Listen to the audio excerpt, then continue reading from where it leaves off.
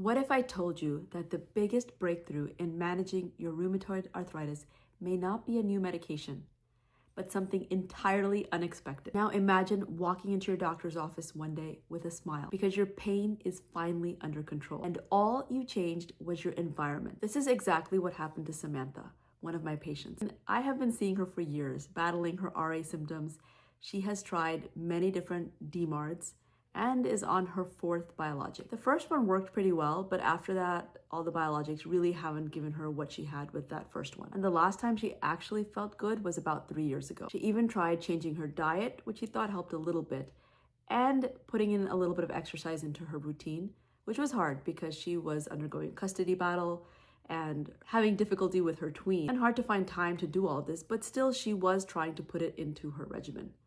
But it wasn't helping as much as we had hoped. So you can imagine how surprised I was when I walked into the room and I saw her smiling. And I asked her, what's going on? And she said, Dr. B, I've quit my job.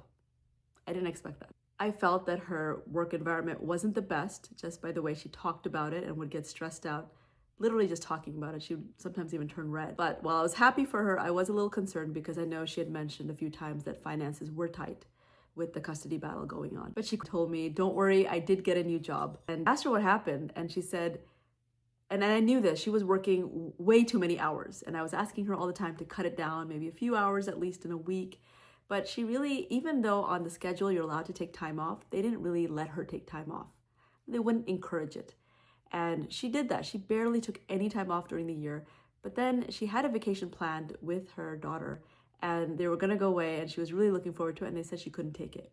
For her, that was a straw that broke the camel's back, and she quit. She regretted it, she said, for a few days. People knew her, and they knew she was a hard worker, and she did get a job right away. It took some time to get used to, and she said, Dr. V, I can't believe my boss doesn't yell at me.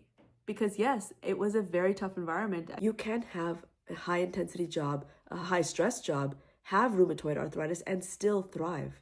So it's not necessarily the job, but it was this job. Not all jobs are created equal. I will get to that in a second. And then I looked at her joints, and she very proudly showed me her hands, which the swelling did not completely go away because she has had chronic changes for years. She's had rheumatoid arthritis for a long time, and along, kind of her knuckles, she definitely had that swelling. But again, it's what we call chronic. There was nothing acute, nothing new. And more importantly, when I was examining her, I was pressing like I do. I feel like I'm a torturer sometimes, but she didn't have pain, and she's like, I don't feel achy. I just don't feel like, she's like, I just feel better. I can get out of bed in the morning and it's not a battle. So in her case, it didn't matter what medication I gave her, what biologic I gave her. And I'm glad I didn't change it the last visit because I really wanted to. And she was kind of reluctant because she had been failing so many of them. But in her case, this toxic job was really her stressor. And it was inflaming her body. It was the source of her inflammation. So what's the science with rheumatoid arthritis or any of these autoimmune diseases and stress? We know that behind the scenes, stress is fueling inflammation, right? It's causing inflammatory response in your body. You're getting all these cytokines that you don't want to go up, TNF, IL-6, and these cytokines can worsen rheumatoid arthritis symptoms. But here's something fascinating.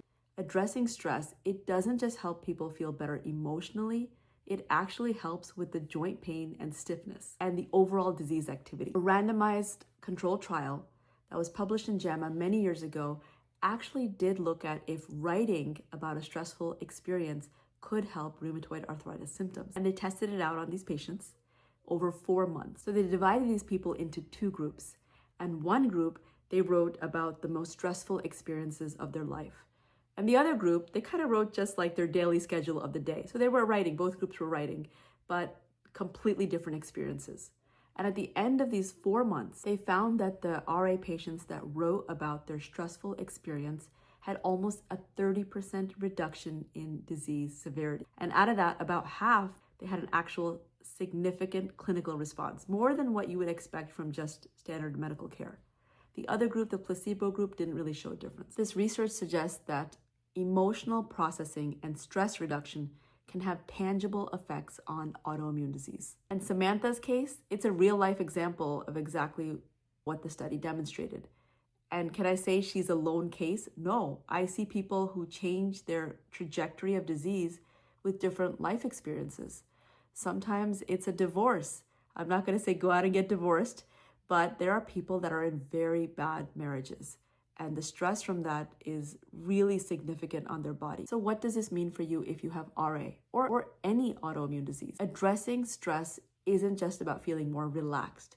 It's actually about reducing the inflammation in your body, improving your overall pain, and even letting your medications work more effectively. You don't actually have to quit your job like Samantha, but you do have to take stress seriously. Whether it's through writing, mindfulness, or just making changes to the work-life balance, finding a way to process and reduce stress could be the missing piece in managing your rheumatoid arthritis. If this resonates with you, let me know in the comments. Have you noticed a connection between stress and your arthritis symptoms? And if you're interested in learning more about how lifestyle changes can affect autoimmune disease or your health, follow me at Plant Forward MD. I'll see you next time.